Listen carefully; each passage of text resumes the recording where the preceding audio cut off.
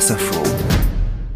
Bonsoir à tous, cela pourrait s'appeler de l'inconvénient de regarder les choses au microscope. Oui, voyons-nous encore quelque chose de net à force de scruter de trop près cette campagne électorale et plus globalement notre nombril d'ailleurs. Ne nous focalisons-nous pas sur les détails, n'oublions-nous pas de regarder finalement le tableau d'ensemble. Eh bien c'est parce que nous avons aussi cette crainte aux informés que nous avons décidé d'élargir notre champ de vision en demandant à des confrères étrangers en poste à Paris de venir nous donner leur point de vue, de nous éclairer. Ce sera comme ça maintenant le samedi et je suis donc très heureux d'accueillir Ana Navarro Pedro. Bonsoir à vous, Ana Navarro Pedro. Bonsoir. Journaliste de la presse portugaise à Paris. Bonne tarde, comme on dit. Bonne tarde. Comme on dit au Portugal. Daniele Zappala, buonasera Daniele. Buonasera, bonsoir. Correspondant du quotidien italien Avenir. Et Juan José Dorado, bonsoir. Buenas tardes. Buenas tardes. Vous collaborez à différents médias régionaux espagnols. Et puis Guten Abend, Kai Littmann. Guten Abend. Journaliste allemand, rédacteur en chef d'Eurojournaliste.eu. Bon, je vous propose de faire le reste des informés en français. Nous sommes ensemble jusqu'à 21h. Alors, on va bien sûr parler de la campagne présidentielle dans la deuxième partie des informés, mais on commence par l'actualité internationale, car c'est peu dire que la tension monte autour de l'Ukraine. Paris recommande désormais à tous ses ressortissants de quitter ce pays, appelle ceux se trouvant dans les zones les plus exposées au risque de guerre, donc dans l'est du pays, à s'en éloigner sans délai. À Washington, hier soir, Joe Biden, lui, s'est exprimé absolument sans détour. Nous sommes convaincus que la Russie s'apprête à attaquer l'Ukraine dans les prochaines semaines, les prochains jours. Nous pensons qu'ils viseront la capitale, Kiev, une ville de 2,8 millions d'habitants innocents.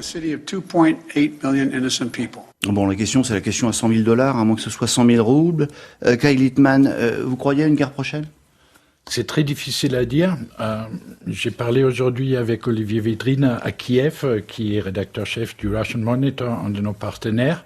Ils sont tous sur des valises prêts à partir.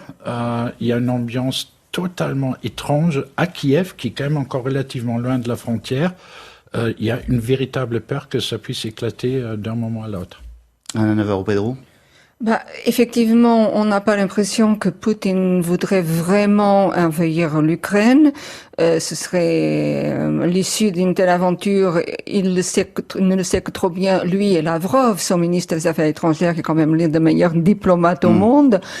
Mais dans cette situation de bluff politique, il y a un moment où parfois on ne peut pas reculer, on ne peut plus perdre face. Et c'est le moment le plus dangereux et c'est celui qui est le plus difficile à gérer dans une situation de conflit international.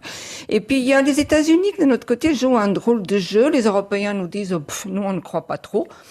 Et jusqu'à cet après-midi, samedi après-midi, la France, l'Allemagne étaient plutôt tranquilles par rapport aux Américains. Et puis il y a cette hystérie. Vous voulez dire qu'on à n'y croyait Washington. pas on n'y croyait pas en Europe, on ne croyait pas à la guerre.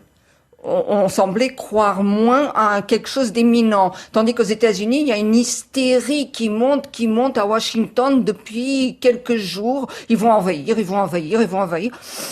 Évidemment basé sur des mouvements de troupes, mais les mouvements de troupes sont en Russie. Et puis effectivement, si on veut faire croire à quelque chose, on peut déplacer les tanks, les unités d'une telle ou telle autre façon. Puis il y a le dégel aussi, n'oublions pas, il pleut, il fait très doux là-bas.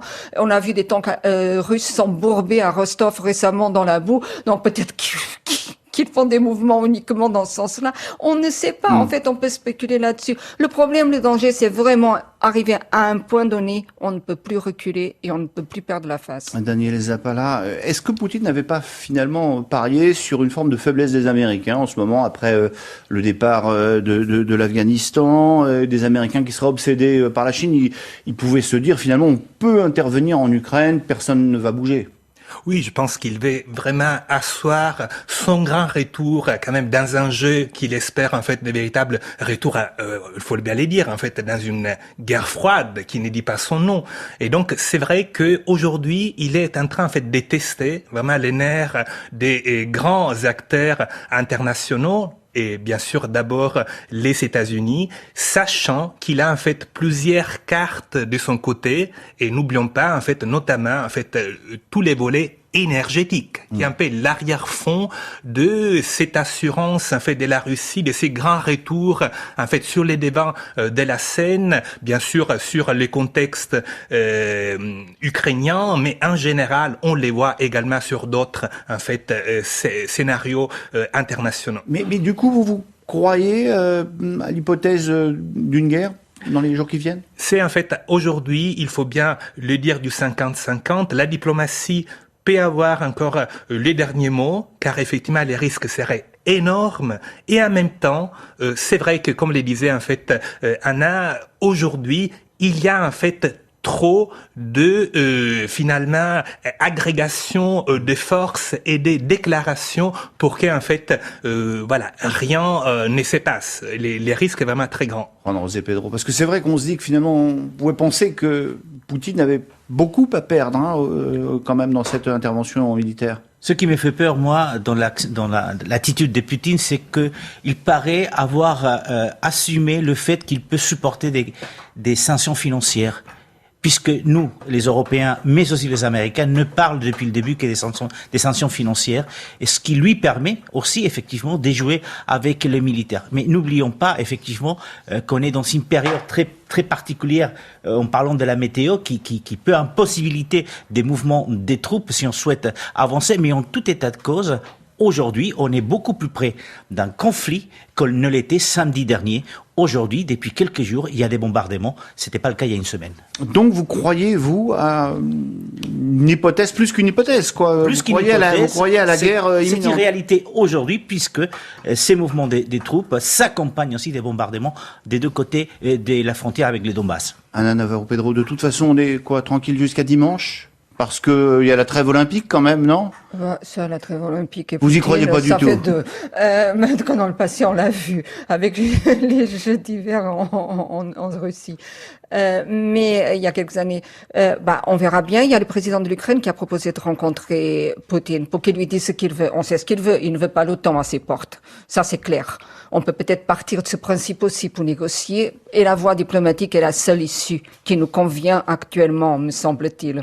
Donc, espérons que les faucons baisseront un petit peu leur tête et que j'ai pas les colombes, mais que les grandes personnes raisonnables auront le dessus. Bon, on va parler des grandes personnes raisonnables. On va parler des diplomates dans un instant. Le débat se poursuit dans Les Informés. 20h10, d'abord, un petit détour par le fil info. Frédéric Beniada. À son tour, la France recommande à tous ses ressortissants de quitter l'Ukraine et appelle ceux qui se trouvent dans les zones les plus exposées au risque de guerre dans l'est du pays à s'en éloigner sans délai. Accrochage et tensions diplomatiques depuis hier, les attaques à la frontière se sont multipliées dans les régions séparatistes pro-russes dans l'est de l'Ukraine. Les États-Unis craignent une invasion imminente de la Russie. Le commandement militaire ukrainien annonce que 2 soldats ont été tués dans des affrontements avec les séparatistes soutenus par Moscou. Ces annonces interviennent au moment où Vladimir Poutine supervise personnellement des manœuvres militaires de grande ampleur et des essais de missiles balistiques et de croisières capables de porter des charges nucléaires. Il était soupçonné d'avoir joué les rabatteurs pour le milliardaire américain Jeffrey Epstein. Jean-Luc Brunel, retrouvé mort la nuit dernière dans sa cellule de la prison de la Santé à Paris. Cet ancien agent de mannequin était en détention depuis 2020, accusé de viol et d'agression sexuelle par plusieurs top modèles. La campagne présidentielle, Éric Zemmour face au Mont-Saint-Michel au lendemain de réunions publiques de Marine Le Pen et de Valérie Pécresse. Éric Zemmour venu présenter sa nouvelle recrue du Rassemblement national, Nicolas Bay, et qui a exalté la puissance et les valeurs chrétiennes de la France. L'ancienne ministre socialiste de la Santé Marisol Touraine annonçait dans un entretien parisien qu'elle soutiendra Emmanuel Macron à la présidentielle car il représente, dit-elle, le vote utile et responsable. France Info. 20h, 21h, Les Informés, Olivier Delagarde. Les premiers débats des informés ce soir, on parle de l'Ukraine où la tension ne cesse de monter. La Lufthansa, la compagnie aérienne allemande, a décidé de suspendre ses vols pour Kiev et Odessa à cause des risques de guerre. La France appelle ses ressortissants dont le séjour n'a pas de motif impérieux à quitter d'urgence le pays. Écoutez d'ailleurs ce témoignage d'un franco-ukrainien, témoignage recueilli par France Télévisions. le climat est très pesant avec le spectre de la guerre. Mais pour autant, les gens n'ont pas l'air de vraiment paniquer. Les gens ont l'air de ne pas vraiment y croire, parce que c'est assez hallucinant de s'imaginer qu'au XXIe siècle, on puisse être envahi par le voisin. Mais les gens, pourtant, commencent petit à petit à s'organiser en cas de guerre. Voilà pour ce témoignage d'Agnès Zappala. Alors on évacue, on s'inquiète, mais globalement, on a le sentiment que les Européens, dans cette crise, ont bien peu de marge de manœuvre. Crise qui se déroule pourtant sur leur territoire. Oui, en fait, aujourd'hui, l'Europe risque de devenir à nouveau le théâtre d'une guerre, et c'est là, effectivement, et un peu les résultats, on peut bien le dire, de toute une série de lacunes dont on se rend compte aujourd'hui. L'Europe de l'armée, l'Europe de l'énergie, il y a en fait beaucoup de dossiers qui ont été repoussés, en fait, et qui aujourd'hui représentent un peu la toile de fond de tout ce qui se passe. On voit bien que beaucoup des capitales européennes préfèrent quand même rester sur un scénario de guerre froide avec finalement l'OTAN et les États-Unis qui jouent un peu ce rôle de protectorat en Europe au niveau militaire. Et on voit donc toute la désunion, toute la en fait divergence des points de vue des grandes capitales européennes. Juan José Pedro, ça fait longtemps finalement maintenant que les Européens ont confié leur défense aux Américains, et puis se disant de toute façon que un conflit en Europe depuis la fin de la guerre froide semblait vraiment s'être totalement éloigné, quoi.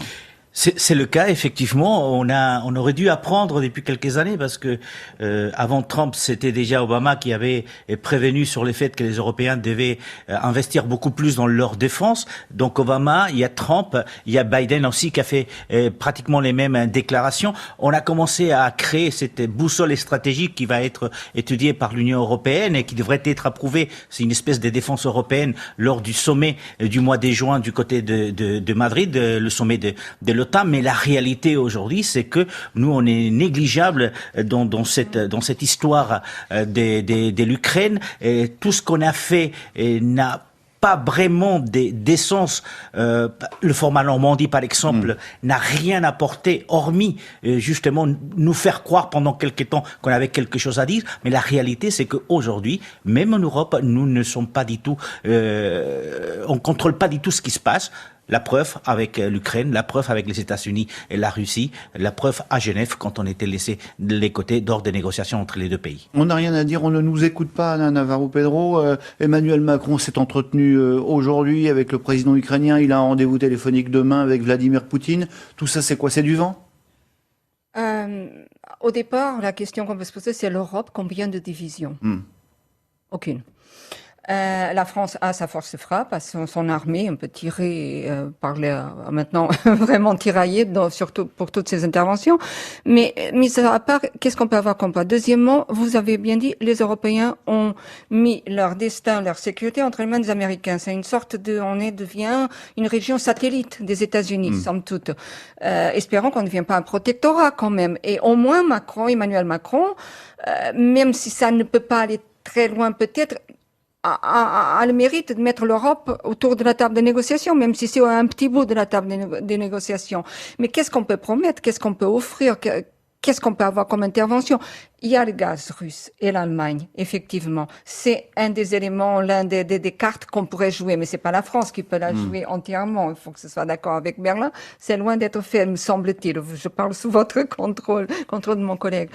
Donc, qu'est-ce qu'on peut faire? En même temps, on se souvient de Nicolas Sarkozy, dans une crise aussi avec la Russie dans le passé, et qui a réussi à faire quelque chose avec un dynamisme. Mais les temps étaient tout autres. Les temps étaient vraiment tout autres. Et là, on a évolué dans des conditions, dans un monde géopolitique, dans une conjoncture, c'est le mot que je cherchais, géopolitique différente d'il y a 10, 15 ans. Et je ne sais pas mais au moins, l'Europe est présente, et au moins, parce que la France préside, et au moins, la diplomatie est la voie cherchée par la France. Kay Littmann, je vous vois oui, je suis pas tout à fait d'accord avec cette phrase, l'Europe est présente, parce que l'Europe manque des fondements. Si l'Europe était présente, il n'y aurait pas Olaf Scholz et Emmanuel Macron qui seraient à cette grande table de négociation, mais en certains Josep Borrell. On a un ministre des Affaires européennes qui ne peut pas du tout intervenir. Pourquoi ? On parle de l'Europe de la défense, de l'Europe de l'énergie, mais on n'a même pas réussi à créer l'Europe politique. Et c'est là qu'il faut maintenant vraiment commencer à faire des progrès. Une toute petite parenthèse, pour moi, la meilleure nouvelle cette semaine, c'était le verdict de la Cour européenne qui a enfin permis de prendre des mesures contre la Pologne et contre la Hongrie, sauf cette règle de l'unanimité qui nous paralyse depuis 40 ans et qui empêche justement à ce que l'Europe soit présente dans ces situations-là. Parce que je ne nous vois pas du tout présent. Mais bon, ça ne m'engage que moi. Daniel Zappala, ça peut servir d'électrochoc finalement, cette crise ? Oui, c'est dans ces conjonctures qu'on se rend compte que l'Europe, d'un point de vue politique, est vraiment un an sur la scène internationale. Alors qu'on est un géant économique, il faut quand même le rappeler. C'est le premier marché mondial. Voilà, au niveau commercial, nous sommes des géants, même si on se rend compte également de cette énorme dépendance par rapport à la Russie. L'Italie, par exemple, a à peu près entre 15 et 20% de son mix énergétique qui dépend du gaz russe. Donc là encore, on mesure aujourd'hui le retard énorme sur des dossiers qui devaient en fait être quand même résolus depuis très longtemps. Moi, je me souviens d'une interview avec Jacques Delors il y a 15 ans, en 2007. Il me disait la première priorité aujourd'hui pour l'Europe, c'est l'Europe de l'énergie. C'est là les nerfs de la guerre, entre guillemets, pour se faire respecter sur la scène internationale. Mais on se rend bien compte effectivement que l'énergie, l'Europe de l'énergie, c'est absolument crucial dans ce dossier ukrainien. On va parler de l'autre dossier au niveau international, évidemment, la question du Mali. Dans un instant, juste après le fil info, 20h20, Frédéric Beniada. Jusqu'à présent, le Quai d'Orsay s'était contenté de demander aux Français de ne plus voyager, d'éviter de voyager en Ukraine. Ce soir, le message est plus ferme et plus alarmiste. Le ministère des Affaires étrangères recommande à tous les ressortissants français de quitter le pays et même de le quitter sans délai. Pour ceux qui sont dans l'est de l'Ukraine, dans les zones frontalières avec la Russie, les affrontements ont gagné en intensité ces derniers jours entre les forces ukrainiennes et les séparatistes pro-russes, notamment dans la région du Donbass. Chaque camp accusant l'autre de tirer sur les populations civiles. Emmanuel Macron s'entretiendra une nouvelle fois demain avec le président russe Vladimir Poutine. Un nouvel accident de chasse en France. Une randonneuse de 25 ans a été tuée par balle cet après-midi dans le Cantal. La jeune femme est décédée après avoir reçu une balle perdue lors d'une battue au sanglier sur la commune de Casagnouz. Une enquête a été ouverte. Jean-Luc Brunel, l'ex-agent de mannequin soupçonné de viol, a été retrouvé pendu dans sa cellule de la prison de la Santé à Paris. Jean-Luc Brunel était en détention depuis 2020 à la suite de sa mise en examen pour viol sur mineur. La même fin que Jeffrey Epstein, retrouvé lui aussi pendu dans sa cellule en 2019 pour lequel il était rabatteur. La Réunion placée en alerte orange à l'approche du cyclone Enati. Dans les prochaines heures, les vents pourraient dépasser les 120 km/h sur le littoral, 140 km/h à l'intérieur de l'île avec de fortes pluies attendues. France Info. 20h, 21h, les informés, Olivier Delagarde. Et avec les correspondants étrangers de la presse à Paris, on évoque la place de la France sur la scène internationale et j'aimerais qu'on revienne avec vous sur l'un des événements de cette semaine, l'annonce par la France et ses partenaires européens du retrait de la force Barkhane du Mali, départ qui doit s'échelonner sur une période de 4 à 6 mois, fureur de la junte à Bamako qui exige désormais que la France retire ses soldats sans délai. Emmanuel Macron a répondu hier en marge d'un sommet Union européenne-Union africaine. On l'écoute. Cette décision, qui est le fruit d'une évolution de la situation politique et des choix souverains de la junte en responsabilité au Mali, s'appliquera donc. Elle s'appliquera simplement en bon ordre pour que nous continuions d'assurer pendant cette période la sécurité de la MINUSMA et la sécurité de toutes nos forces armées déployées aujourd'hui au Mali. Sécurité avec laquelle je ne transigerai pas une seule seconde. Juan José Dorado, comment vous voyez les choses ? C'est une humiliation pour la France, cette affaire ? Déjà, la première chose, c'est qu'effectivement, l'Europe est grande économiquement, mais là, des pieds d'argile au niveau politique et surtout au niveau militaire. Ce qui vient de se passer du côté du Mali est la preuve de cette réalité. La France a été humiliée, certainement. L'Europe a été humiliée, oui. Peut-être aussi parce que ça fait 9 ans qu'on est là-bas, qu'on a essayé de trouver des solutions et qu'on ne les a pas trouvées. Et les populations locales, en même temps, doivent penser, depuis 9 ans ils sont là, mais personne fait rien en fin de compte. Vous savez, quand François Hollande a décidé d'envoyer des troupes françaises au Mali, il n'a pas posé la question aux Européens. Il les a envoyées. Et c'est juste après qu'il a dit, il faudrait peut-être m'aider un tout petit peu. Donc cette décision d'envoyer déjà des troupes, c'était une décision unilatérale. La France était très contente de montrer qu'elle pouvait intervenir en Afrique dans ses anciennes colonies. Mais la réalité, c'est qu'elle ne pouvait pas le faire toute seule. Elle a rappelé les Européens. L'Espagne a aujourd'hui à peu près 530 hommes qui sont militaires déployés du côté de Mali. Mais par exemple, lors de la réunion il y a 48 heures à Paris avec des représentants des pays qui participent à Barkhane et à Takuma, les Espagnols n'étaient pas là, n'ont pas souhaité venir à Paris à cette réunion. Donc pour vous dire, c'est une humiliation pour la France, certainement, c'est une humiliation pour l'Europe entière. Ana Navarro-Pedro, c'est le signe finalement d'une perte de l'influence française dans cette partie du monde où on disait que la France restait très forte quand même. Alors, la France était restée très forte depuis les décolonisations, mais dans une relation dominant-dominé. Entre corruption, d'intérêts, de corruption, des intérêts privés, on va dire. Ce qu'on appelait la France-Afrique. Plus gentiment. Base militaire française, intérêts économiques. La France arrivait un petit peu, souvent, les représentants français arrivaient un petit peu en terrain comme des conquistadors, comme en terrain conquis, réservé, un domaine réservé. La France n'a pas vu changer les temps en Afrique. Elle n'a pas vu que d'autres puissances s'installent dans le pays. La Chine, la Russie, la Turquie, chacun dans son domaine. La Russie militaire, il a des mercenaires dans 20 pays.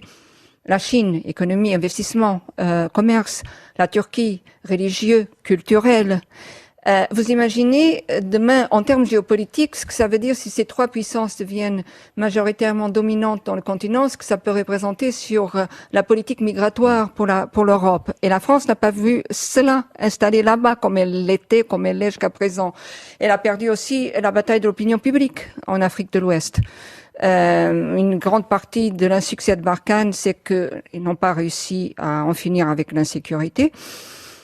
Est-ce que c'était possible militairement ? Il y avait un sentiment anti-français qui était vraiment très fort. On disait même parfois, si vous écoutiez, je sais pas à quel point ils pourraient exagérer un petit peu, des militaires portugais ou autres du sud de l'Europe qui pouvaient dire, espérons que ça n'arrive pas à la France, qui est arrivé aux Américains en Afghanistan. Donc c'est dire ce qu'on c'est ce qui est arrivé. Analyser. Mais elle a perdu l'opinion publique, la bataille de l'opinion publique qui n'en veut pas, et elle a perdu la bataille politique et géopolitique, ne pas voir les changements qui étaient à l'œuvre sous son nez. Kai Glickman. Oui, on a un peu loupé le train. On a parfaitement raison. Aujourd'hui, on retrouve la Russie au Mali avec le groupe Wagner, quand même fort de 800 mercenaires dirigés par Ivan Maslov, qui est un caractère plutôt à prendre avec des pincettes. Et effectivement, aujourd'hui, c'est la Russie qui discute avec le Mali. Et aujourd'hui, Jeune Afrique, un grand article qui traite la France d'occupant. Et là, on a vraiment loupé quelque chose, on a loupé un épisode. Il y a un changement de paradigme et la France n'est plus considérée comme le grand frère qui vient pour aider, mais comme un occupant. Daniel Zabala, on a loupé un truc. Et qu'est-ce qui s'est passé en fait en Liban ? On a loupé une sorte de transition qui était nécessaire, à savoir faire entrer dans ces relations franco-africaines, euro-africaines, un acteur qui reste encore aux marges, qui est la société civile. On ne se rend pas compte aujourd'hui que, en fait, l'Afrique est un continent jeune, qu'il y a, en fait, une opinion publique, qu'il y a surtout cette capacité de suivre, en fait, ce qui se passe en Europe, et on voit bien que les vieilles recettes, cette condescendance, ces mix un peu de paternalisme et de roublardise, aujourd'hui ne peut pas marcher avec cette jeunesse africaine. Tout ne peut pas se passer au niveau, en fait, de relations avec, en fait, les pouvoirs en place, qui d'ailleurs assez tournant, on l'a vu. Donc c'est vrai que là, on a, en fait, raté effectivement quelque chose. Allez, on va s'interrompre quelques instants. Les informés reviennent dans 5 minutes et on a hâte que vous nous nous donniez votre avis sur ce système de parrainage pour la présidentielle à la française et puis de cette guerre des droites que nous vivons. À tout de suite les informés.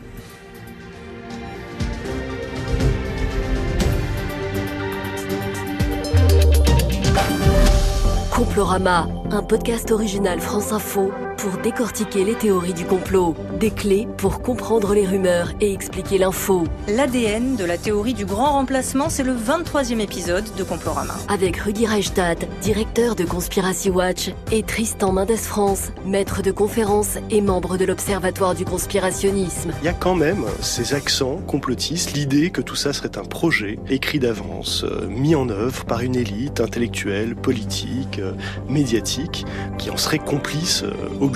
Un podcast original France Info à retrouver sur franceinfo.fr et l'application Radio France. France Info Météo avec VK, concepteur de fenêtres françaises performantes pour un bel espace de vie confortable et qui vous ressemble. Retrouvez votre conseiller fenêtrier VK sur vk.fr. Jean-Michel Golinski. Le temps perturbé et venté reste au programme avec cette nuit des rafales de 80 à 100 km à l'heure de l'intérieur vers les côtes de la moitié nord et ce dimanche, pluie et vent seront au menu des 2 tiers nord du pays.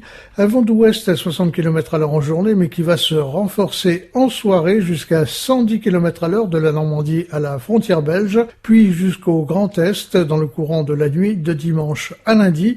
À noter que des pluies marquées vont accompagner cette veine de vent fort. Reste à parler des températures largement positives en fin de nuit, sauf sur le pays Tarbé où il va faiblement geler. En journée, l'ambiance perturbée sera légèrement plus douce que la veille. Voilà pour les prévisions météo de Jean-Michel Golinski. Vous écoutez France Info. Excellent choix. Il est 20h30.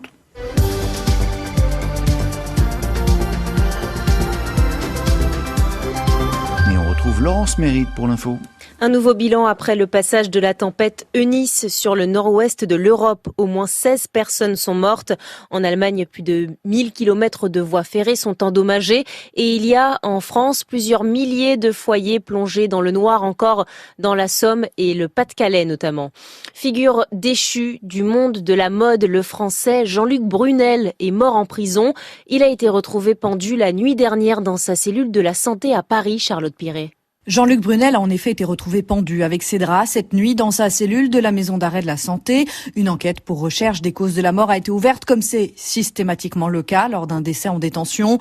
Mais le suicide de l'ancien agent de mannequin de 75 ans ne fait quasiment pas de doute. Rappelons qu'il était seul en cellule dans le quartier dit des personnes vulnérables et faisait ainsi l'objet d'une surveillance particulière du fait de précédentes tentatives de suicide notamment. Ses avocats parlent ce matin d'une décision guidée non pas par la culpabilité mais par le profond sentiment d'injustice d'un homme qui n'a cessé de clamer son innocence. Interpellé en décembre 2020 à l'aéroport de Roissy, alors qu'il s'apprêtait à s'envoler pour Dakar, Jean-Luc Brunel avait été incarcéré une première fois, puis remis en liberté sous contrôle judiciaire en novembre dernier, pour quelques jours seulement, puisqu'en décembre, la Chambre de l'instruction de Paris avait décidé de son retour en prison. Accusé de viol sur mineurs et harcèlement sexuel, Jean-Luc Brunel était le seul mis en examen dans le volet français de l'affaire Epstein. Sa mort signifie donc l'extinction de l'action publique dans ce dossier. Le milliardaire américain Jeffrey Epstein, qui a lui-même été retrouvé pendu dans sa cellule new-yorkaise en 2019. Sa voiture et son arme de service ont été retrouvées à Amiens la semaine dernière. Aujourd'hui, la police diffuse un nouvel appel à témoins pour retrouver le policier soupçonné d'avoir tué sa compagne à Paris. Cela fait 3 semaines qu'il est en fuite. La France recommande à ses ressortissants de quitter l'Ukraine. Un message cet après-midi du ministère des Affaires étrangères. L'Allemagne a fait de même juste avant, alors que les États-Unis affirment que les troupes russes s'apprêtent à frapper le pays de Volodymyr Zelensky.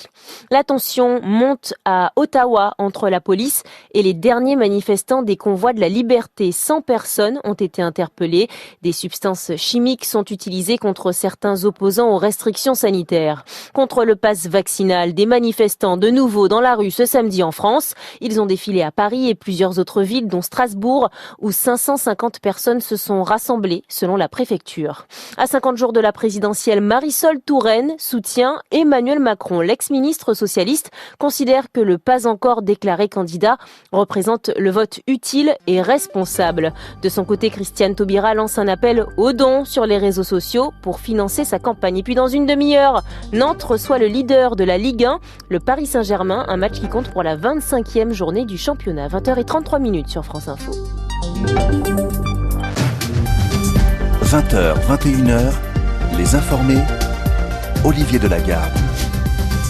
On est toujours en compagnie ce soir des correspondants étrangers en poste à Paris. Juan José Dorado, correspondant à Paris des médias espagnols. Ana Navarro Pedro, journaliste de la presse portugaise à Paris. Daniele Zappala, correspondant du quotidien italien Avvenire. Et pour briser cet arc latin, Kai Littmann, journaliste allemand, rédacteur en chef d'Eurojournaliste.eu. Allez, on en vient à cette campagne présidentielle française avec une situation qui se tend. Vous avez vu ça pour les candidats qui ne disposent pas de 500 parrainages d'élus. La date limite pour les remettre, c'est le 4 mars, 18h. Florian Philippot, figure du mouvement Antipass, ancien Rassemblement National, a ainsi jeté l'éponge. Il ne disposait que d'un seul petit parrainage. Aujourd'hui, Nicolas Dupont-Aignan, qui lui approche les 500, était l'invité de TF1 et il a dénoncé visiblement, véritablement, un déni de démocratie. Écoutez. Je suis inquiet. Je suis en fait à 480 engagements réels. Il m'en manque 20. Vous avez appris sans doute que François Bayrou allait donner des parrainages à M. Zemmour, à Mme Le Pen, à M. Mélenchon. Il en a choisi 3. Mais ça veut dire quoi ? Il faut que les Français sachent ce qui se passe.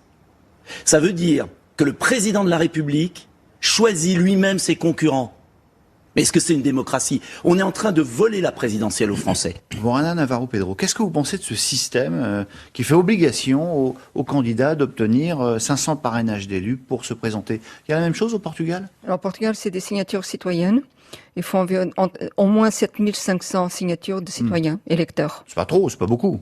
Ce n'est pas énorme, ça peut aller jusqu'à 15 000, donc c'est la fourchette donnée.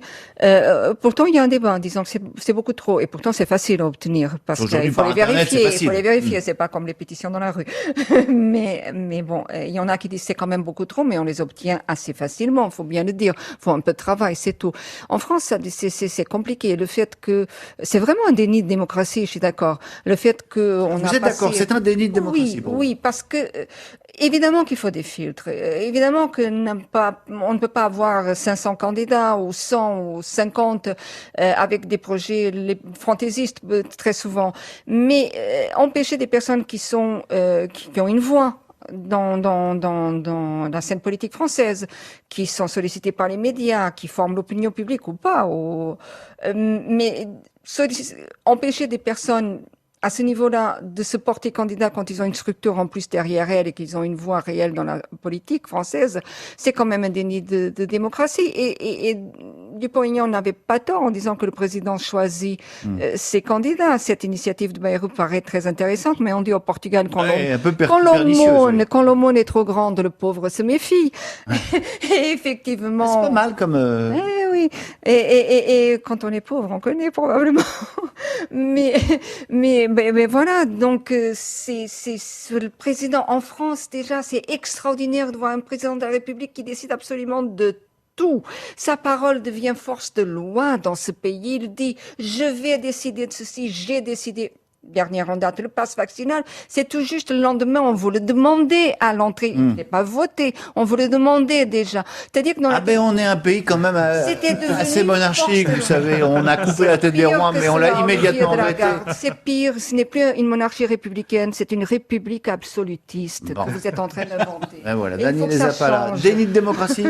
Disons qu'on rentre au cœur de la machinerie de la Ve République. À savoir, c'est un système hyper présidentiel, si nous faisons en fait la comparaison avec les États-Unis, avec l'Allemagne, avec l'Italie, quand même un président de la République en France a, d'un point de vue relatif, énormément plus de pouvoir que en fait les autres chefs d'État. Je suis d'accord, mais là c'est pas complètement le sujet. Alors vous me direz, j'ai l'habitude qu'on réponde pas aux questions que je pose.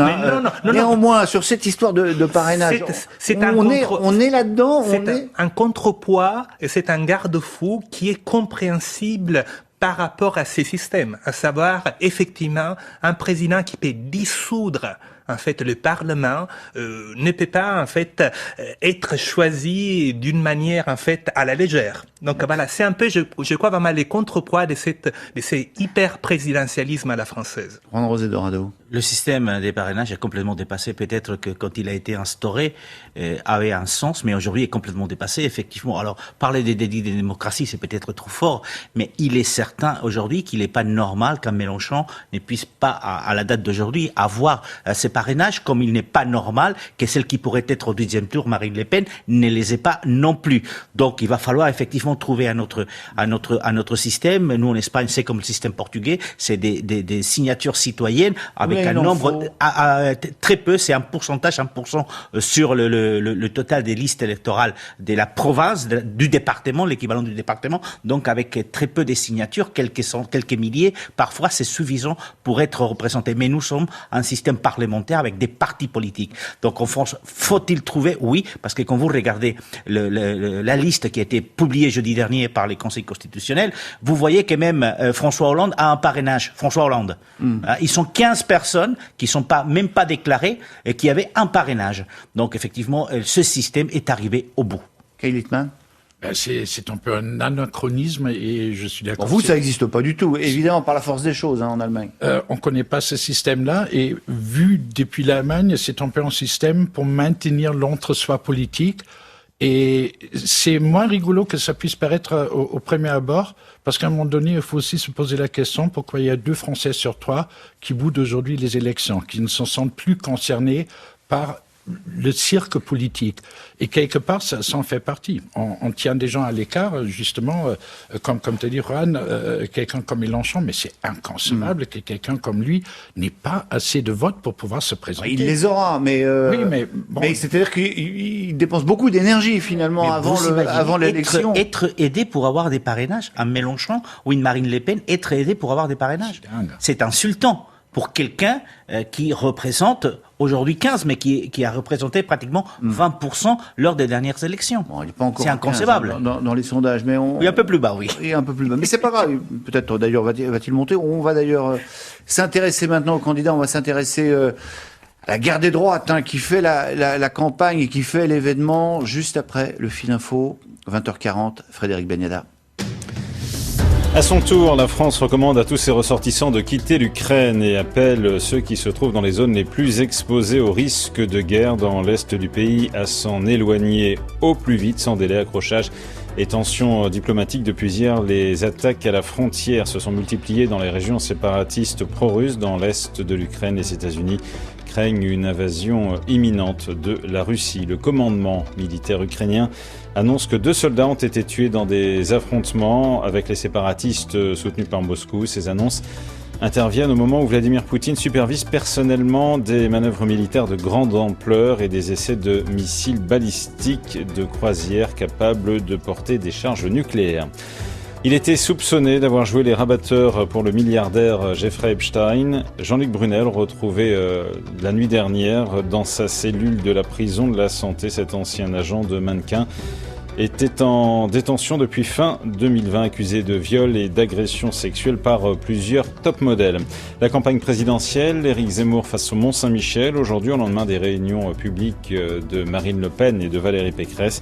Éric Zemmour venu présenter sa nouvelle recrue du Rassemblement national, Nicolas Bay, et qui a exalté la puissance et les valeurs chrétiennes de la France.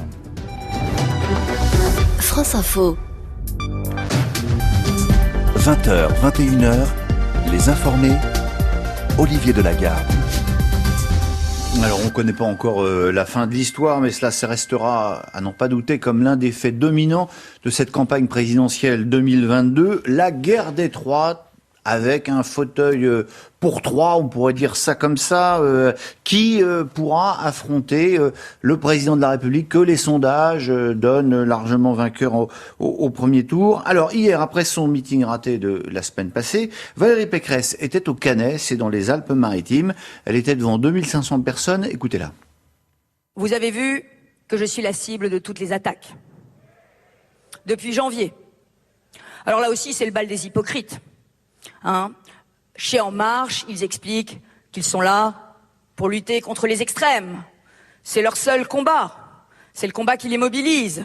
la vérité, c'est qu'il y a un jeu totalement malsain de la République en marche pour les faire monter ces extrêmes. Daniel Zappala, cette guerre des droites en France, ça intéresse un petit peu vos lecteurs, les Italiens, ou pas du tout? Oui, je crois que la figure d'Éric Zemmour, qu'on le veuille ou pas, c'est la grande nouveauté de cette présidentielle, car effectivement, il incarne quelque chose qu'on avait déjà vu aux États-Unis, cet accès un peu direct aux opinions publiques par des moyens en fait qu'on pourrait qualifier des populistes, dans les cas français en plus en essayant de redorer une vision un peu passéiste en fait de la France, mais qui finalement peut faire mouche, car on le sait, on a en fait un électorat qui quand même d'un point de vue générationnel est vieillissant. Donc c'est vrai que tout cela en fait qu'on le veuille ou pas, c'est l'ingrédient qui un peu aujourd'hui assaisonne cette campagne et qui fait quand même pas mal discuter. Et c'est intéressant parce qu'on vous montre des images de Valérie Pécresse et vous répondez Éric Zemmour. Comme quoi, il y en a un qui imprime plus que l'autre a priori. Mais du côté de Valérie Pécresse, par exemple, on a vu cette évocation du Karcher et ce n'est pas forcément en fait ce qu'il y a de plus nouveau. Donc c'est vrai que là pour les coups, c'est en fait voilà, on a ressorti les outils de nettoyage qu'on avait déjà vus et là voilà, au niveau de la panoplie commerciale offerte par la campagne, on pouvait quand même s'attendre à quelque chose de plus intéressant. Kyle Littman, pendant longtemps, finalement, il y a eu une frontière qu'on disait hermétique entre la droite classique et l'extrême droite en France. On sent que cette barrière, elle est beaucoup moins solide qu'avant. C'est quand même ce qui sort de cette campagne, non ? Oui, et il y a même des grands médias allemands comme la Frankfurter Allgemeine, qui est un quotidien extrêmement sérieux, qui a créé carrément une nouvelle catégorie, les candidats autoritaires nationalistes. Et du coup, pourquoi pas dire extrême droite en fait? Parce qu'à extrême droite, mais on est gêné d'ailleurs avec cette expression finalement parce que ça correspond pas effectivement au canon de l'extrême droite tel qu'on les a définis notamment dans les années 30 quoi. Mais de toute façon, je crois que toutes ces catégories droite, centre-gauche, on est un peu plus loin aujourd'hui que ces catégories-là. Par contre, je trouve cette catégorie des candidats autoritaires nationalistes très intéressante. Pourquoi ? Parce qu'il y a 72% des Français, de l'électorat français, qui tombent dans cette catégorie-là. Ce qui prouve que la gauche est en train vraiment d'exploser. Attendez, 72% de l'électorat, vous y allez peut-être un peu fort quand même. Ils ajoutent comme dit, c'est la Frankfurter Allgemeine, oui. Ils ajoutent Emmanuel Macron là-dedans, avec l'autoritarisme numérique, qui est une réalité qu'on vit, qu'on le veuille ou pas. Ils mettent alors ils mettent qui? Le Zemmour, Le Pen, Macron? Toute la droite plus Macron. Et Valérie Pécresse également? Ah oui. Bon. Anna Navarro-Pedro? Il faut réfléchir au concept de lire l'article, peut-être beaucoup de choses nouvelles là, tout d'un coup. Oui. Mais ils sont forts, hein, ils sont on reconnaît très intelligents et donc on va. Pourtant, ils sont conservateurs, la Frankfurter Allgemeine. Non, mais c'est intéressant. Mais le problème aussi avec la droite française, d'ailleurs, j'en se demanderais bien qu'est-ce que penserait l'Allemagne si elle avait 30% d'électeurs prêts à voter pour un tiers de son électorat prêt à voter pour. On va dire l'extrême droite quand même. Pour simplifier. Mais en France, je pense que le problème de la droite, des droites françaises par rapport à la droite dans d'autres pays, je pense que c'est la nature du régime présidentiel ici, qui fait qu'il va y avoir un seul vainqueur à la fin. Dans des pays parlementaires, souvent, il y a une bataille au sein du parti, que ce soit de gauche ou de droite, et des partis majoritaires. Il y a des idées différentes, il y a des chevaliers blancs qui les défendent. Celui qui gagne, les militants tranchent. Celui qui gagne, il devient le leader naturel du parti avec son programme. Mais ça, c'est à l'époque où il y avait des partis, parce que... Et il dirigera le pays s'il est élu. Ouais. En France, c'est un peu différent. Le côté présidentiel, comme rappelait Daniel tout à l'heure, en plus un président qui n'a pas véritablement de contre-pouvoir, puisqu'il peut dissoudre le Parlement, et qu'on a vu petit à petit le Parlement devenir une filiale de l'Élysée en France. Donc, cela change la nature des choses. Il y a une seule place, il y a et c'est un pays assez grand aussi. C'est un cas assez unique puisqu'aux États-Unis, on a quand même des contre-pouvoirs au pouvoir présidentiel qu'on n'a plus tellement en France. Oui, on a des très gros contre-pouvoirs aux États-Unis. Et c'est pour cela qu'on voit un parti comme les Républicains qui est vraiment écartelé entre ce qu'on appelait le centre-droite et la droite radicale, qu'on voit que Valérie Pécresse n'arrive pas à trouver sa position, puisqu'on voit bien que dans ces primaires qui ont été une folie en France, qui ont fini d'achever plus vite les partis que dans les autres pays, Pour vous, ça a été une folie? Ah oui, c'est une folie. Parce que, effectivement, c'est pas, pour les Américains, ça convient parfaitement. C'est leur histoire, c'est leur organisation institutionnelle et politique depuis des siècles. Et c'est un présidentialisme avec des contre-pouvoirs. En France, ça a abouti à de tels déchirements que quand les partis ont dit on ne va plus se déchirer sur les programmes, sur les gens, etc., c'était trop tard. Il y avait un éclatement. Et effectivement, Zemmour, je ne sais pas, Éric Zemmour, s'il souhaite vraiment être président, je pense que maintenant il le souhaite puisqu'il doit être un peu gonflé à bloc par sa popularité. Mais son véritable objectif, c'est très clair, c'est une recomposition de la droite en France en prenant les électeurs de Marine Le Pen et ceux des Républicains, en laissant le centre droit à Emmanuel Macron, s'il réussit, si tant est que son parti réussit à survivre à ces élections. José Dorado. Il a réussi. Déjà, il y a effectivement, c'est une guerre de droite et ça nous parle aux Espagnols, puisque nous, on a cette guerre de droite entre le Parti populaire conservateur et Vox, le parti d'extrême droite. Là où Vox est à combien à peu près en pourcentage? Aujourd'hui, c'est la troisième force politique du Parlement espagnol, avec une cinquantaine des députés, et même le Podemos, qui est le parti radical de gauche, qui est au gouvernement, n'est que la quatrième force politique. Pour voir que Vox, en à peine 4 ans en Espagne, est passé de pratiquement une dizaine de députés à une cinquantaine aujourd'hui, 54. Donc c'est le même phénomène qu'en France, quoi. C'est le même phénomène. Mais là où Zemmour a réussi, c'est que il a réussi à s'installer entre les Républicains et Marine Le Pen et à faire croire à une partie de l'électorat des Républicains et des Marine Le Pen que lui, il peut réussir effectivement à rassembler cette droite. Mais je ne pense pas que leur objectif final des Zemmour et de tous ceux qui viennent de le rejoindre, notamment du Front National ou des Rassemblements National, soit la présidentielle, c'est plutôt les législatives. On va voir lors des législatives comment le parti des Zemmour rentre en force avec le nombre de députés, que ce soit des Républicains ou des Rassemblements Nationaux, vont baisser. Et c'est plutôt la nouvelle force politique qu'il est en train de créer. C'est comme ça qu'on explique effectivement que cette guerre des droites s'installe de cette façon en France, avec notamment toutes les défections qui vont du côté des Zemmour. Bon, comme Daniel n'est pas là, vous voulez parler de Zemmour. Eh bien, écoutez, on va en parler juste après le fil info, 20h50. Frédéric Beniada. Jusqu'à présent, le Quai d'Orsay s'était contenté de demander aux Français d'éviter de voyager en Ukraine. Ce soir, le message est beaucoup plus ferme, beaucoup plus alarmiste. Le ministère des Affaires étrangères recommande à tous les ressortissants français de quitter le pays et même de le quitter sans délai pour ceux qui se trouvent dans l'est de l'Ukraine, dans les zones frontalières avec la Russie. Les affrontements ont gagné en intensité ces derniers jours entre les forces ukrainiennes et les séparatistes pro-russes dans la région du Donbass, chaque camp accusant l'autre de tirer sur les populations civiles. Emmanuel Macron s'entretiendra une nouvelle fois demain au téléphone avec le président russe Vladimir Poutine. Un nouvel accident de chasse, une randonneuse de 25 ans a été tuée par balle cet après-midi dans le Cantal. La jeune femme est décédée après avoir reçu une balle perdue lors d'une battue au sanglier sur la commune de Casagnouz. Une enquête a été ouverte. Un mot de football, Lyon freiné dans sa remontée dans la tête du classement de Ligue 1. Les Lyonnais arrachent le nul ce soir à Bollaert, un but partout face à Lens.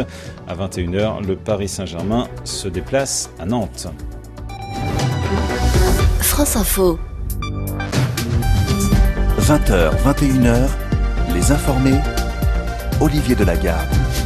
Et on débat de la guerre des droites ce soir avec les correspondants étrangers de la presse à Paris. Alors on devait débattre de la guerre des droites, mais il y a une seule chose qui les intéresse, c'est Éric Zemmour. Éric Zemmour qui était en meeting aujourd'hui en plein air devant le Mont Saint-Michel, magnifique carte postale.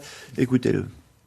Symbole inspirant de la magnificence et de la grâce française, le Mont Saint-Michel, ce signe en altitude de la puissance, celle des vieilles nations pérennes, ces nations qui enjambent les épreuves et se relèvent toujours plus fortes. Ces nations qui se redressent de siècle en siècle grâce aux signes et au génie du renouveau, comme disait le général de Gaulle. Ana Navarro Pedro, le phénomène Zemmour, ça intéresse les Portugais? Oui, ça. Au départ, non. Au départ, je disais, c'est encore une lubie. Encore un truc de français, quoi. Mais on aurait dû faire attention parce que nous avons un président de la République qui était un commentateur de télé aussi avant. Donc, on aurait dû être plus... La télé mène à tout. Méfiez-vous. Voilà.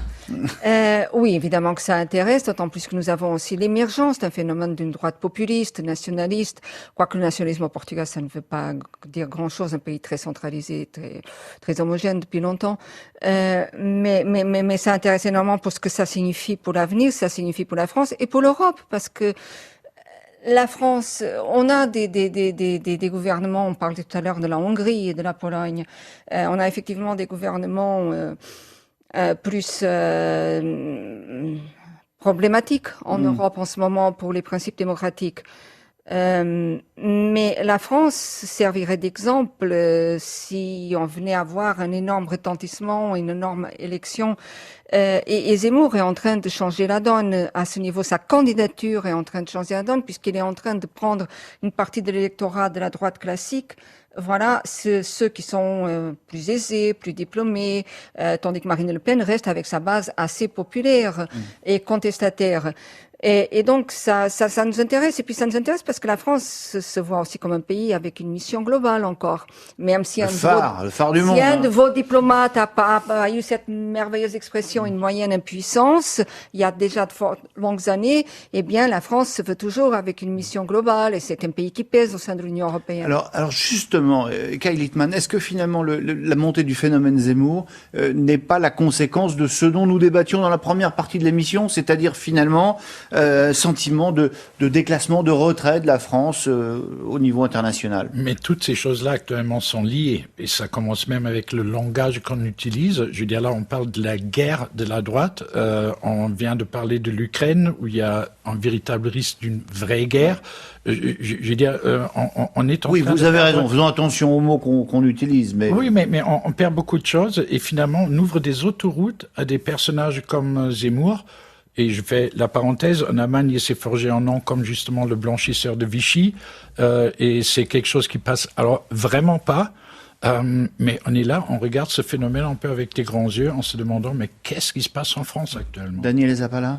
Je crois qu'il achève en quelque sorte les travaux qui a déjà été entamé par Emmanuel Macron, à savoir vraiment dynamiter complètement les clivages traditionnels gauche-droite. On voit aujourd'hui ce qui reste en fait de la gauche, malgré en fait plusieurs tentatives. Et donc c'est vrai qu'il y a les vestiges encore de cette droite qui restait. Et là, on a quelqu'un comme Zemmour qui s'engouffre pour essayer d'achever également et recomposer complètement les paysages politiques, peut-être qui étaient, il faut bien le dire, en fait arrivés à bout. Ces vieux clivages historiques très anciens, droite-gauche. On voit bien qu'aujourd'hui, on cherche à construire un imaginaire nouveau. Zemmour le fait à sa manière en faisant en fait du neuf avec du vieux, voire du très vieux. Vous êtes passé par là aussi, les Italiens d'ailleurs. Il y a bien sûr, Mont bien 5 sûr, étoiles. bien sûr. Non, mais il y a cette recomposition politique, et voilà, elle a lieu un peu partout. Juan José Dorado.